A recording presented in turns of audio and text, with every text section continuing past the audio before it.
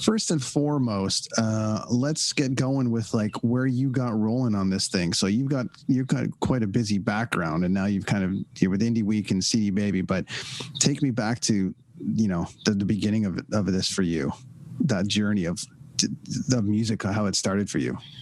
It's really kind of like, all the way back as grade 6 is somehow I knew music was what I wanted to do, period. And I had to fight for it. Like, I was going to grade 7. I'm like, oh, cool. They've got music as a course. And they're like, cool, saxophone. And I'm like, no, I want to play guitar. So I fast forward, I eventually went through college for music, taking guitar and composition. Was in bands. I grew up in Edmonton. We moved to Toronto because this is where the music industry was. Yeah. My band basically quit and went back to Edmonton. So I was here in Toronto by myself, and I kind of just had to hustle. During that time, I've been a booker for venues. I've managed bands. How long have you been in Toronto for? Since 95. So in it. Yeah, like I've seen the whole like Queen Street scene and everything. So, and I did a portion of it, being a broke musician, to try to save costs. I took desktop publishing, let me make my own posters and CD covers. But I actually ended up getting hired like a few weeks after I finished that course on freelance gigs. And I've been actually self-employed ever since. And that was about 96. It's crazy, but I've done, like, I helped Canadian Tire launch their website. With Live Nation, I worked as a freelancer for 8 years, and I actually rebranded the company. I did launch VIP Nation with them and worked on so many projects. It's really crazy. Small world. I do a lot. I mean, that's what I do. Full time is basically, when there was a full time in our business, was running concerts for touring all over this fine planet of ours. So certainly familiar with your work. So, and I deal with VIP Nation all the time. So look at that, Yeah. So I've always had the digital side kind of kicking in the background. Yeah.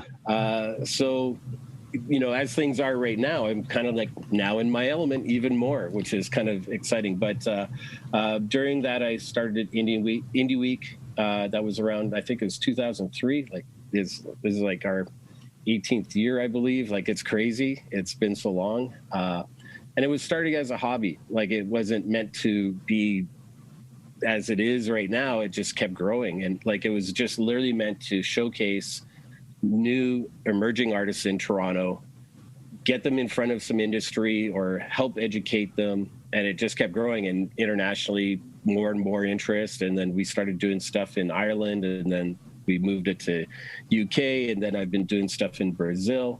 It's really been a crazy ride. Like, to think of, like, I think our first year we had 6 venues and 40 bands. Last year, I think we were at 230 artists and 25 venues. It's crazy. That idea that comes out now, Canadian Music Week in Canada, North by Northwest was all coming up. North by Northeast, there was South by Southwest. There's all these different things. Where did, that getting that started as far as Indie Week? Hey, I'm gonna go for it. That must have been, just throw it against the wall and see if it's going to stick. Was that sort of the idea first, and then it kind of ballooned from there? Or did you actually get a lot of support leading into that to kind of help you? I was really lucky. I was booking a venue called the B-Side, which was on top of Fez Boutique, corner of Peter and Richmond. So I was dealing with bands all the time. And there I had a support from Amsterdam Brewery, and they supported Indie Week at the start for the first few years. So I had a sponsorship right away to help launch it, which was great. And I was booking at shows across town, so I also knew a lot of the venues. So it actually was really easy to start. I called 6 venues. They said yes, and I put the word out, and bands applied, and it wasn't that hard. When it gets to like 25 venues, then there's politics and all this kind of stuff that goes into it. But yeah, it was launch it, and it was in response to locally artists weren't being represented at a lot of festivals. Like, really good artists were being overlooked and not getting in. And, as I've sort of learned over the years, there's a lot of politics involved. I'll get back to put that word in there again. And often it is who you know, or, certain things that get you in. The politics side of it never, especially when, it's the classic, well, sure, there's all these indie bands that are really, really close to signing, or they've already signed but still considered indie, but have agents, and then you want bigger acts, but then you need to take the other acts, and then so it's a thing, right? And that must have drove you a little crazy. Yeah, it did. That was why I started it, though, because I was working with some acts, and none of them could get into some of these festivals, and we're selling out clubs, we're drawing people, but just could not get that attention. So that was the reason for it. And then, as going forward, like I said, it was just a hobby at the start, and it just kept kind of growing. It's interesting to see how that process goes. Cause at the very start, people would be like, so you're like Canadian Music Week? No, we're different. Oh, so then you're like North by? No, we're different. And then well, what artists are playing? And I'm like, well, that's the point. You need to discover them. These are the new artists, and that's the point. And it was about 5 years of just trying to change mindsets of people, in the sense that people like to compare things, and people like to similarity with things. And so to just go against the grain and go, it's about discovering new artists. Which is difficult to do now with the fact that radio's dying, and that there's really, we had a great, that stretch through, 94 to 2000 was crazy, right?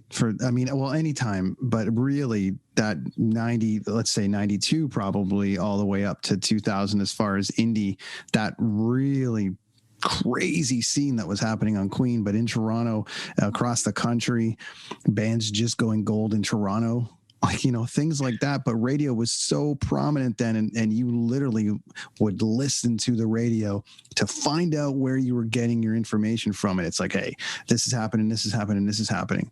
In this particular case, with radio going away, if we fast forward it to now, it's still a little bit there, but it's got to be double hard trying to promote that out in today's current culture. Yeah. And also during that time, remember, Much Music was around, and videos were really heavy. So there was places to aspire. If I could get my song here, then something could happen. Right. And now that's even harder. It's very DIY. So if anything, yes, I feel it's a bit harder for artists, in the sense that there's so much out there right now. How do you get found as this is my YouTube video against millions of YouTube videos? And same thing on Spotify. Thanks for stopping by, friends, to the Brenton On Tour podcast channel on YouTube. Coffee, music, travel, life, all of those things. One page, lots of guests, lots of chatter. We talk about all of it. If you like it, subscribe, hit the thumbs up button, leave a comment. I'll get back to you. Thanks, friends. See you next time.